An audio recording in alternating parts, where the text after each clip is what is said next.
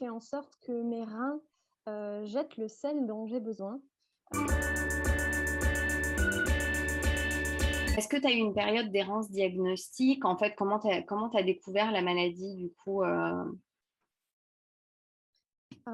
Alors depuis petite, j'étais toujours plus petite que mes frères et sœurs. J'avais un retard de croissance et je perdais beaucoup mes cheveux, et j'avais tendance à avoir beaucoup de crampes et à être très fatiguée. Je me plaignais aussi d'avoir très mal au ventre. Mais mes parents n'ont pas trop pris ça au sérieux parce que déjà on était dans une famille nombreuse et puis parce que, c'était assez, commun, heu, à l'époque d'avoir mal au ventre, pour, ne pas aller à l'école. Je n'ai pas vécu d'errance, diagnostique parce que j'ai été diagnostiquée très tôt. J'ai été diagnostiquée à mes 8 ans suite à j'ai eu une gastro et la gastro, on en parlera sans doute plus tard, mais c'est un des trucs les plus dangereux pour les personnes, qui ont mon syndrome. Donc en fait, j'ai perdu beaucoup de potassium, à cause des diarrhées, et j'ai fait une crise de tétanie qui m'a amenée aux urgences et le médecin était complètement paniqué parce qu'il était en début de carrière et en plus il avait jamais vu ça donc il m'a mis double dose de Valium. Je suis Ah ouais. tombée, une belle dose de cheval et donc j'ai dormi pendant 2 jours et quand on m'a amenée à l'hôpital, on m'a fait une prise de sang et j'avais un taux de potassium tellement bas, qu'ils se sont posé la question, ben, d'où ça venait. Donc voilà, s'est posé la Donc oui, question ils ont compris rapidement du coup, surtout à non, 8 pas tout ans? à fait. Non? Non? Non, non, Pas tout non, à fait? enfin, rapidement, oui, ça a pris 2 semaines, donc c'est très rapide, mais pour une enfant, c'était pas rapide, parce qu'en gros, au début, on croyait que je cachais le fait que j'étais, anorexique. Ah, toi aussi? Voilà. D'accord, je Il y pensais a pas que même un pour un médecin enfant on qui dirait ça. OK. ah bah si, si, il y a même un médecin qui pensait que je mentais et qui m'a forcée à ouvrir la bouche, de force pour montrer, mes dents si elles étaient abîmées puisque quand on vomit, on se fait vomir, nos dents sont abîmées, l'émail, s'abîme et il s'avérait que non, mes dents étaient, très bien et que je ne mentais pas. Donc ensuite, ils ont pensé au syndrome de Gitelman, voilà. J'ai fait le test génétique à mes 18 ans, D'accord. OK. voilà. Ils te l'ont pas Il proposé y avait avant? pas Ils te l'ont non, pas parce qu'on proposé m'a dit qu'il avant? y avait pas de doute, en fait. Il y avait pas vraiment de doute, mais mes résultats étaient tellement, symptomatiques de cette maladie qu'il y en a pas 36 000, Oui. qui font ces problèmes-là, donc bon. Oui, mais j'ai l'impression d'avoir eu beaucoup plus de chance que la plupart des gens qui ont mon syndrome parce que, ben, à mes 8 ans, on a découvert ce que j'avais.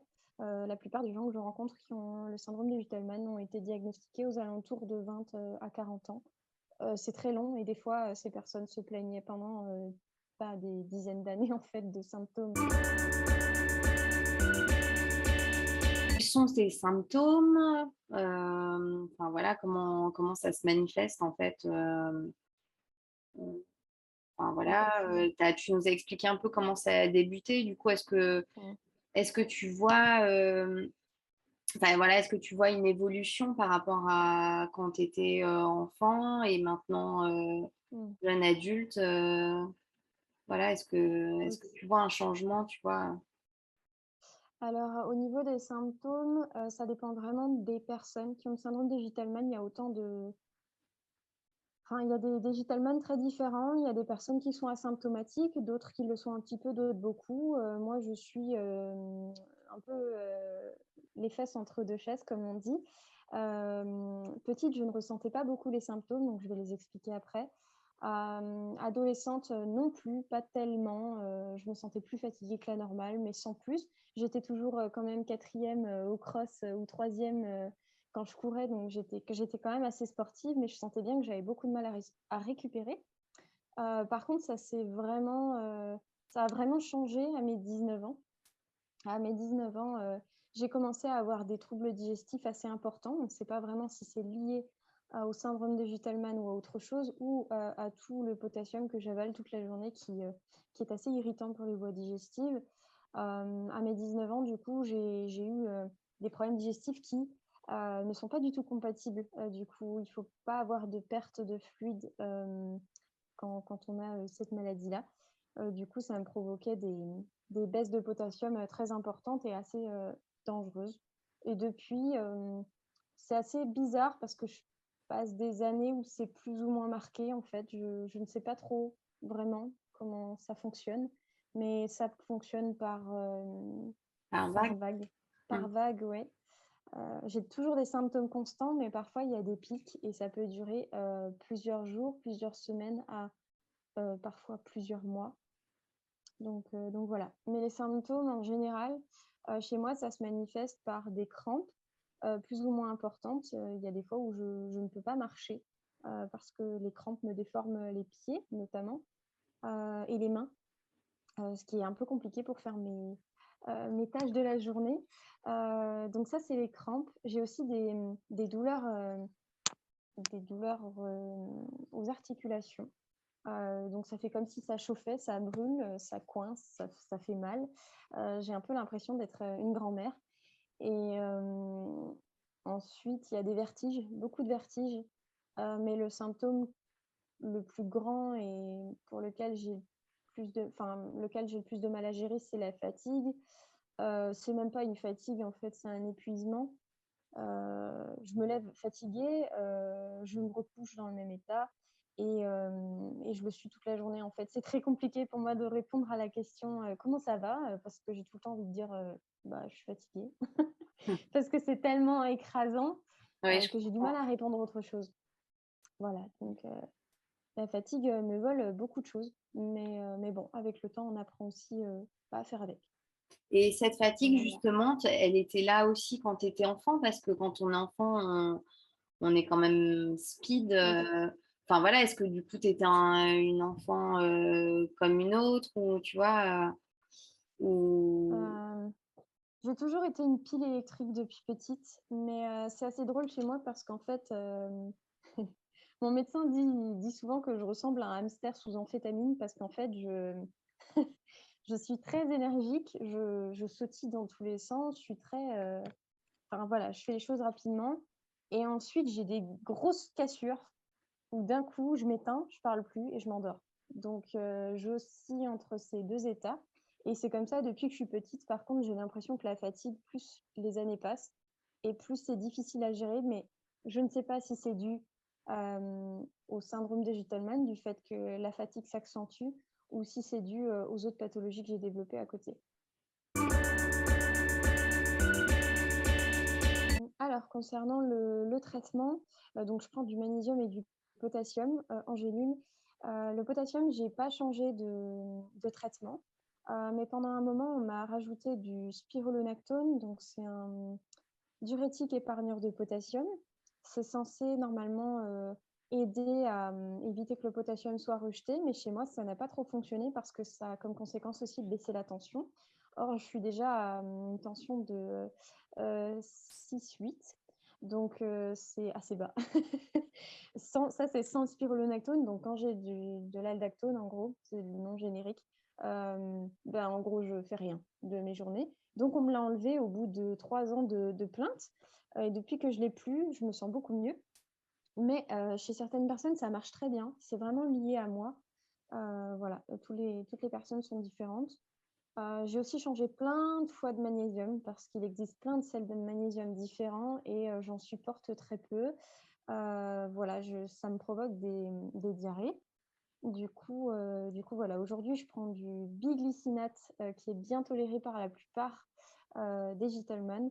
Du coup, voilà, s'il y en avait un que je conseillerais à tester avant tout ce qui est sulfate, oxyde, chlorure, c'est, le biglycinate. est-ce que tu veux dire 2 mots sur, enfin si tu as envie sur, tu sais tes autres maladies? Est-ce que, parce il y a d'autres personnes, qui ont, Gitelman ou qui ont Bartter et qui ont d'autres maladies. Est-ce que Bien tu sûr. vois que ça a un impact, l'un influe sur Oui. l'autre? Est-ce que c'est pas difficile des fois de savoir est-ce que c'est pas l'un, est-ce que Mmh c'est pas mh. l'autre? Enfin Oui. voilà. Alors j'ai plusieurs pathologies qui se sont ajoutées au fil du temps, dans ma collection. Hem, du coup, c'est pas toujours évident en fait de savoir, ce qui relève de Gitelman des autres maladies, là où j'ai eu de la chance, c'est que j'ai eu Gitelman pendant très longtemps seule. Du coup, maintenant, je suis à peu près capable de savoir, ce qui vient de cette maladie, mais c'est pas toujours évident. Donc à côté de ça, j'ai, le covid, en fait, qui m'a laissé de très bons souvenirs avec de l'asthme. Le problème, c'est que les médicaments que je prends pour l'asthme me baissent le potassium. Mais bon, je suis quand même obligée de les prendre parce que sinon je fais des crises que j'arrive pas à gérer. Et à côté de ça, j'ai aussi le syndrome de Potts, qui est un dérèglement du système nerveux. En gros, mes cellules nerveuses, enfin, ne se contractent plus au niveau des veines, ce qui fait que mon sang reste dans le bas du corps et mon cerveau est hypoperfusé en permanence. Ça veut dire qu'il y a très peu de sang qui monte. Donc mon cœur, naturellement, sans bouger au repos, je suis à 150 battements par minute, donc c'est très rapide, mais pour compenser le fait que mon sang ne monte plus, parce que normalement, quand on se lève, on subit la gravité et le corps est censé s'adapter en resserrant justement les vaisseaux, ce que mon corps ne fait plus suffisamment. Et ça, c'est dû au Covid, du coup, ce que tu Oui, expliques là? Oui, d'accord. ça c'est une conséquence directe du Covid qui a été observée, mais le syndrome de Potts ne touche pas que les personnes qui ont eu le Covid. Il y a eu des gens qui ont eu des grippes, d'autres maladies. C'est un dommage collatéral du corps quand il s'est défendu. Il a abîmé D'accord. certaines parties du système nerveux. Ce qui est problématique avec ce syndrome, c'est qu'il parasite complètement les signaux que m'envoie mon cœur quand je manque de potassium, puisque le manque de potassium génère aussi une tachycardie. Donc, je ne sais plus exactement à quoi est due la tachycardie. Aujourd'hui, je commence à déceler certaines différences au niveau du rythme et de la manière dont ça se fait. Mais ce n'est pas toujours facile. Et les bêta-bloquants que je prends, qui sont des médicaments pour ralentir mon rythme cardiaque, me baisse aussi le potassium. Du coup, et en plus de ça, ne sont pas compatibles avec les médicaments de l'asthme. Donc en fait, c'est un équilibre incroyable à tenir. Et quand quelque chose me donne une diarrhée, me baisse le potassium, tout est foutu parce qu'il faut que j'arrête les médicaments pour l'asthme et du coup, l'asthme revient. Enfin voilà, Ah oui. c'est un beau cadeau. Et à côté de ça, j'ai aussi de l'endométriose qui est une endométriose digestive.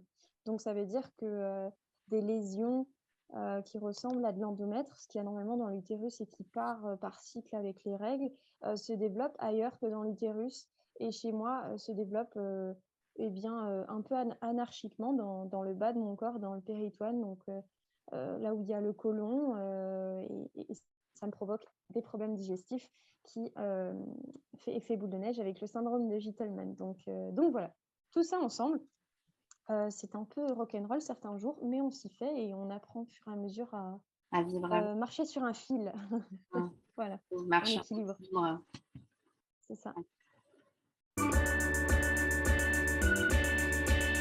La douleur, la fatigue, enfin, qui est plutôt un Ouais, épuisement. Moi aussi, je parle d'épuisement parce que c'est vrai que en fait, je me rends compte que quand on parle de fatigue, souvent les gens veulent comparer enfin, avec leur vécu de quelqu'un en bonne santé.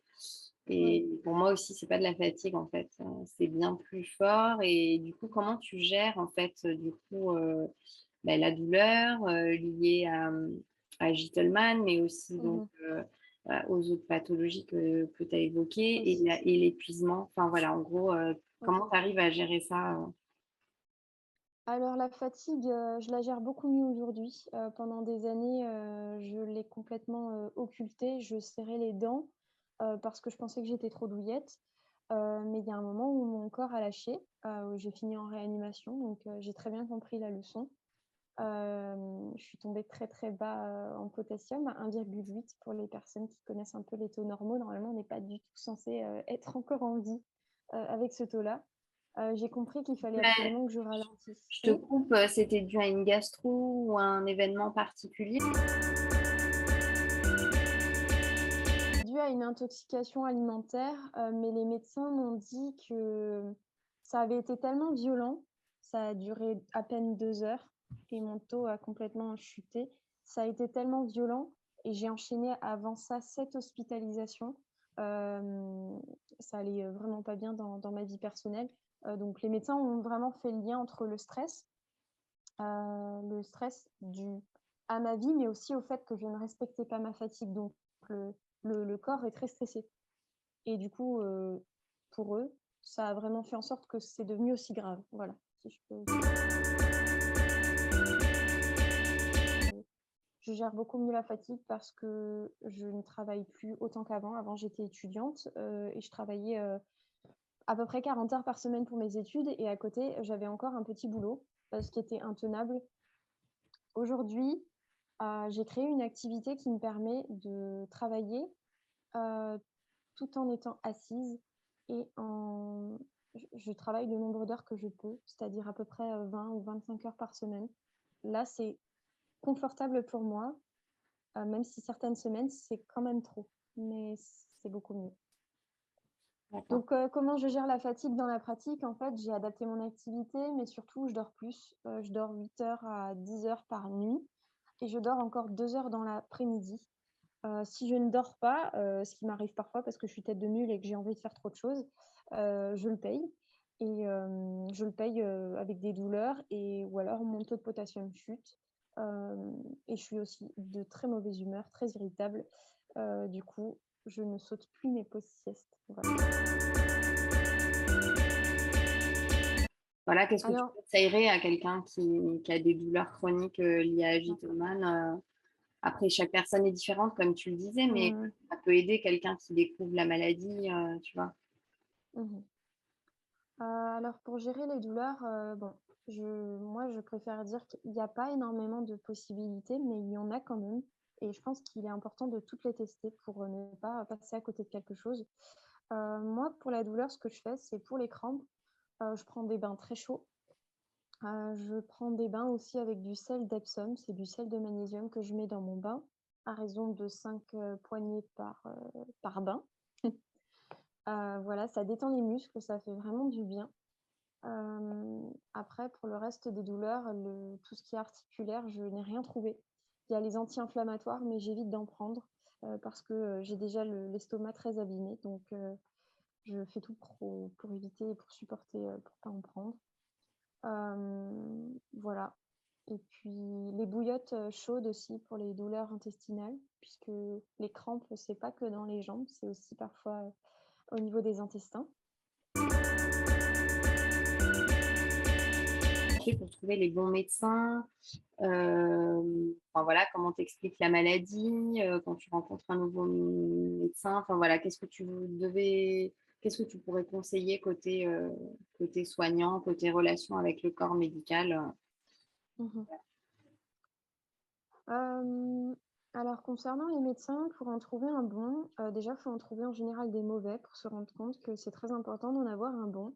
Moi, je suis tombée sur un néphrologue chef de service de ma région. J'ai pas trop eu le choix en fait, il y avait que lui qui a accepté de me prendre parce que j'étais un cas un peu particulier. J'avais de très mauvaises relations avec lui et je ne me sentais pas écoutée. Du coup, au bout de 3 ans où je me sentais pas écoutée et pas bien, j'ai décidé en fait d'aller directement sur Paris. Donc moi, j'étais de Strasbourg, ça faisait un peu loin pour moi, mais je suis allée voir madame Blanchard qui est, la personne en France, spécialiste de ce syndrome et du syndrome de Bartter qui est apparenté. Voilà, je suis allée la voir et elle a changé beaucoup de choses, dans ma prise en charge. Elle a notamment, supprimé, l'Aldactone que je prenais, et voilà, en gros. Pour trouver les bons médecins, c'est de trouver des personnes qui sont compétentes. Donc le médecin généraliste est très utile, mais ne suffit pas, tout simplement parce que c'est une maladie rare et qu'elle est trop spécifique. Les généralistes ne sont pas formés à ces maladies-là. Alors ils peuvent apprendre avec vous et ils apprendront, avec vous à gérer ce syndrome, mais ils sont clairement pas spécialisés là-dedans et ils sont parfois, plus perdus que vous. Donc il faut, leur expliquer, de manière très pédagogique, et assez simplement, en quoi ça consiste et surtout expliquer, bon, le traitement, mais en quoi ça impacte votre vie très concrètement, en fait. Parce que si, j'ai remarqué que si on déballe juste des symptômes, de manière très générale, ça leur parle pas du tout et ils arrivent pas du tout à comprendre le poids que peut avoir cette maladie, dans une vie, en fait, la place que ça prend. Voilà. Comment ça se passe avec l'entourage ou, enfin voilà, qu'est-ce que tu peux conseiller aux autres patients? Est-ce que tu conseilles de leur parler, enfin qu'ils parlent de leur maladie à leur entourage? Est-ce que toi tu en parles? Voilà. Qu'est-ce que tu aurais à dire sur ce sujet? Je trouve que la question de l'entourage est très difficile. Ça dépend tellement de quelle manière on est justement entouré, de quel type de personnes on a autour de soi. Moi, j'estime être très chanceuse. J'ai une famille qui comprend assez bien. Alors pendant des années, c'était un peu compliqué parce qu'ils avaient du mal à comprendre dans la pratique, en quoi, j'étais différente, et en quoi je me sentais différente, ce qui a mené à quelques incompréhensions. Hem, Parce que j'arrivais pas à suivre en fait, toutes les activités et parfois, je pouvais donner l'impression d'être renfermée sur moi-même alors qu'en fait j'avais juste besoin de repos. Aujourd'hui, mes parents comprennent beaucoup mieux.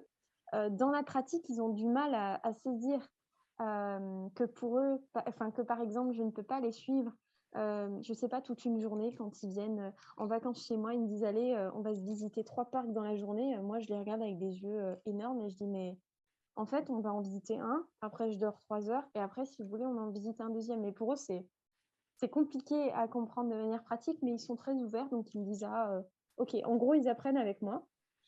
Heu, Mon compagnon est quelqu'un d'extrêmement compréhensif aussi, du fait qu'il a aussi quelques soucis de santé, donc il comprend, bien, la fatigue. Après tu me diras, il y a des gens qui sont malades et qui comprennent absolument pas, donc c'est pas forcément lié, mais en tout cas mon compagnon, est très ouvert là-dessus. Je lui ai expliqué dès le départ, en fait, quand je l'ai rencontré, hem, parce que je ne l'ai pas fait avec, mon ancien compagnon et ça s'était pas super bien passé, parce que du coup, je me sentais encore plus fatiguée, avec le temps et il n'a pas du tout compris, il n'a pas compris, voilà. Donc avec mon nouveau compagnon, ça se passe pas comme ça. J'ai eu à cœur de lui en parler directement au début, quitte à l'effrayer. De toute façon, il a très bien vu à notre premier encart que j'avais plein de médocs sur la table, donc au moins c'était posé. Donc voilà, mais moi je conseillerais d'en parler si les personnes autour de soi sont bienveillantes, hem et surtout de poser ses limites.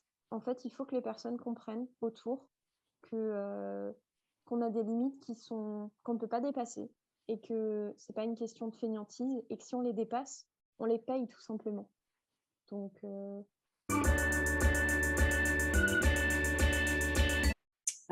Comment tu gères le handicap? Enfin voilà, bon, je sais, la maladie ne se voit pas. Enfin voilà, en gros, comment tu expliques, et est-ce que tu le fais? Est-ce que tu expliques, le handicap invisible? Voilà, comment ça se manifeste? ouais. Alors pour moi, la question du handicap invisible est très importante. On a peu de visibilité, et encore beaucoup de personnes pensent, que les handicaps, en fait, sont des personnes enfin, les personnes handicapées sont des personnes forcément en fauteuil, ce qui n'est pas le cas. Ça représente à peine, 20. Donc on est 80 à avoir des handicaps invisibles, ce qui fait qu'au premier abord, c'est vrai que quand on me voit notamment discuter comme ça, on a l'impression que globalement, j'ai beaucoup d'énergie, que voilà. Mais en fait, les personnes ne me voient pas une fois que je suis rentrée chez moi et souvent, il y a un sacré décalage entre ce que je montre, hem et de la manière dont je suis, quand je suis à la maison. Donc en général, j'explique quand bien sûr, quand ça se présente, hein, je vais pas en parler forcément de but en blanc comme ça, mais quand la personne remarque quelque chose chez moi, je préfère dire les choses.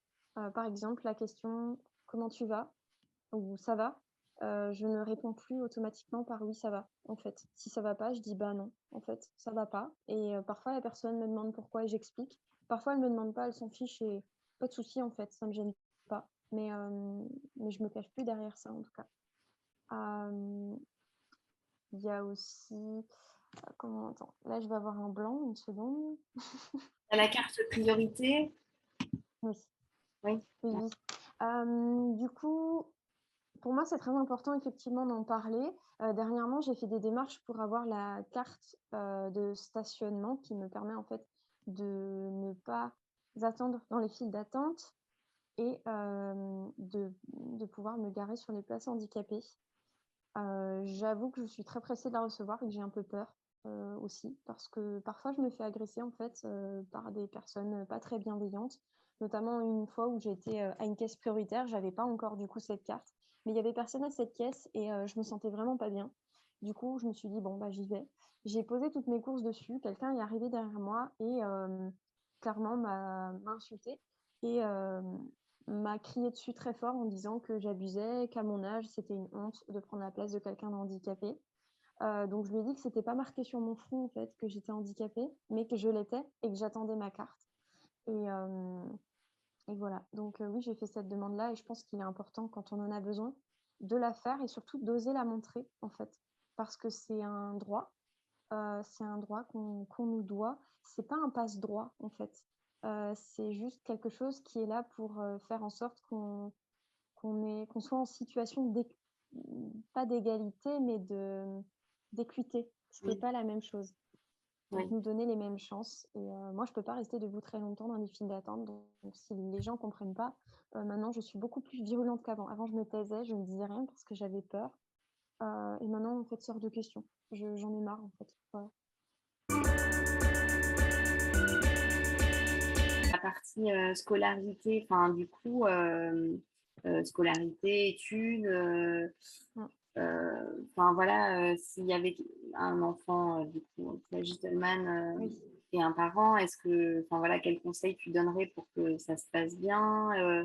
Mmh. Est-ce enfin voilà, ou même pour les rassurer parce que du coup, ça veut dire que tu as mené de front, Oui. tes études et la maladie. Enfin voilà, qu'est-ce que tu dirais, sur cette partie-là, hein? Alors pour, les études, je dirais que c'est tout à fait possible de suivre des études, avec ce syndrome. Ça va être plus difficile, mais c'est possible. En primaire, ce que mes parents avaient fait, que je trouvais qui était vraiment bien, c'est d'expliquer aux professeurs, tout simplement, en fait, ce que j'avais et en quoi j'étais un peu différente, les points où il fallait faire attention, notamment que je me déshydrate pas, parce que les syndromes de Gittelmann sont en constante déshydratation, vu qu'on perd des électrolytes. Du coup, voilà, expliquer ça aux professeurs, faire aussi une feuille ou mettre des numéros, importants, par exemple, le médecin traitant, à contacter, si jamais ils n'arrivaient pas à contacter mes parents assez rapidement. Hem, Tout simplement expliquer le protocole, en fait, de si je faisais une crise de tétanie, comment est-ce que ça se passe? Comment mes professeurs pouvaient m'assister pour m'aider à me calmer, pour gérer ma crise et si j'arrivais pas à la gérer, qu'est-ce qu'il fallait faire? En général, il fallait appeler les urgences. Donc toutes ces choses-là, mes parents ont expliqué ça aux professeurs. Ensuite, je dirais qu'après le collège, c'était plutôt calme. Les périodes qui étaient vraiment très compliquées, mon médecin me faisait un mot pour que je puisse éviter le sport. Ensuite à la faculté, ça a été très compliqué la première année. C'était une année en plus avec beaucoup de pression. Ce que j'ai fait, c'est que j'ai contacté en fait le pôle handicap. Il y en a dans toutes les universités. Je ne sais plus le nom exact, mais en tout cas, c'est voilà, vous tapez handicap université, enfin on tape, on trouve très facilement. Et en fait, ça permet d'aménager certaines choses dans les études. Par exemple, je pouvais être absente sans avoir besoin de me faire un mot chez le médecin, parce que c'est compliqué pour quelqu'un avec une maladie comme moi de faire un mot à chaque fois qu'on va pas bien, puisque ça arrive très souvent et que c'est toujours les mêmes symptômes. Donc, si vous voulez, le médecin, à un moment, il en a aussi marre. Donc voilà. Et puis, ça génère aussi beaucoup de fatigue de devoir aussi aller chez le médecin alors qu'on a juste besoin de se reposer. Donc, j'avais pas besoin de présenter de mots grâce à cet aménagement. Et j'avais un tiers-temps aussi, qui me permettait d'avoir plus de temps pour faire mes examens. Parce que ce que je n'ai pas expliqué, c'est que ça me paraît logique, mais ça l'est pas forcément. Quand on est très fatigué, on a des troubles cognitifs, on a du mal à se concentrer, parfois à aligner des mots et à organiser ses pensées. Donc ça peut être très compliqué pour faire certains examens. Donc le tiers-temps est vraiment une chance. Et voilà, faut pas hésiter à demander ça. C'est assez facile à mettre en place. Moi, en une semaine, c'était fait.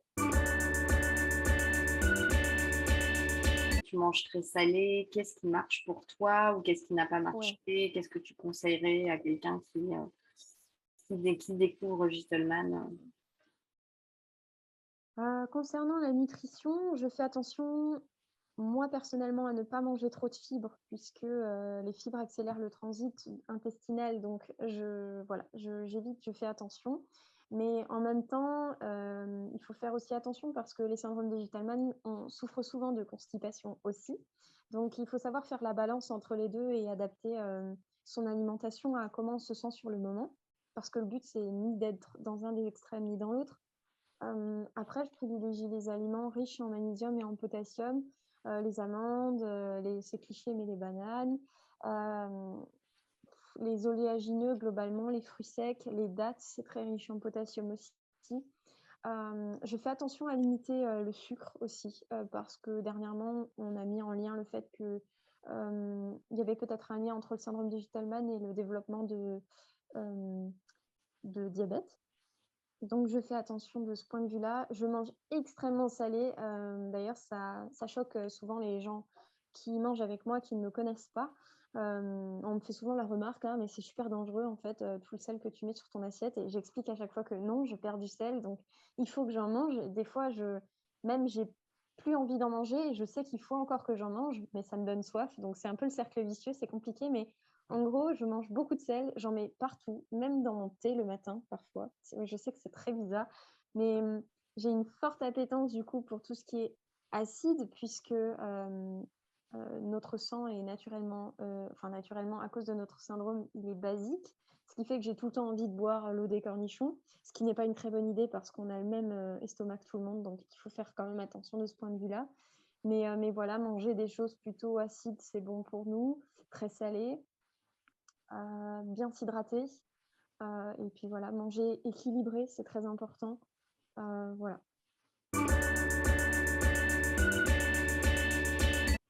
En fait, le message que j'aimerais faire passer, c'est qu'en fait, on n'est pas seul. Moi, quand on m'a diagnostiqué ma maladie, je croyais être la seule au monde à avoir ce truc et en fait, j'ai découvert au fil du temps que, bon, c'est certes une maladie rare, mais on est quand même relativement nombreux et on est encore plus nombreux que les Gitelman que les Bartter, pardon, d'après ce que je sais.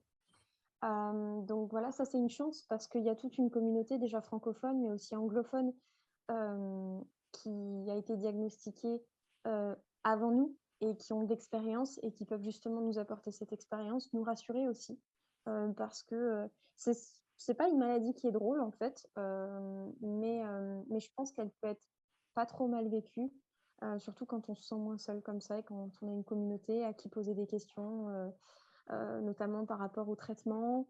Une communauté qui peut aussi nous soutenir lorsqu'on est hospitalisé parce qu'on se sent souvent, très seul et très vulnérable quand on est hospitalisé et moi je trouve que c'est des expériences assez traumatisantes. Les les soins, sont parfois assez douloureux et on a besoin de soutien et je trouve que la communauté, Gitelman nous l'apporte. Vu qu'on n'est pas beaucoup, c'est quand même relativement soudé quand on pose une question, on a rapidement, quelqu'un, qui répond et ça je trouve que c'est vraiment, une chance. Après moi ce que j'aurais voulu qu'on me dise, hem, c'est que la maladie ne me définit pas en fait, c'est qu'elle prend énormément de de place, dans ma vie et que je pense qu'il faut apprendre à lui laisser la place qui lui revient. Ça sert à rien en fait de la mettre sous cloche parce que ça forcément ça ressortira. Mais je pense on peut vivre plutôt bien avec cette maladie. Hem, il y a un pronostic, vital qui est plutôt bon. Après, il y a des moments qui sont plus ou moins drôles et c'est là que la communauté est importante, mais aussi, le soutien des proches. Et voilà, j'aurais vraiment aimé en fait qu'on me dise, tout ça, heu, quand j'ai commencé, à être malade et j'aurais aimé aussi qu'on me dise que la maladie n'allait pas m'empêcher en fait de vivre. Il fallait juste apprendre à m'adapter et je crois que c'est une chance incroyable, en tout cas pour moi, d'avoir appris à m'adapter en permanence aussi jeune dans ma vie. Parce que du coup, j'ai l'impression en fait d'être un caméléon. Je peux m'adapter à énormément de situations. Je dirais pas qu'il faut voir le positif dans toute chose, parce que des fois, ça fait plus de mal qu'autre chose. Mais je pense qu'il faut se concentrer sur ce qui nous fait du bien et sur le fait que, en fait, moi je dis, ma devise à moi, c'est un jour après l'autre, de pas se concentrer sur, vraiment ce qui va venir, c'est pas une bonne idée, mais de se concentrer sur ce qu'on a maintenant et quand maintenant on se sent vraiment très mal et qu'on est au fond du trou, penser à ce qui vient devant. Mais toujours être dans ce mouvement de futur, présent en fonction de ce qui vous arrange et de ce qui vous fait du bien.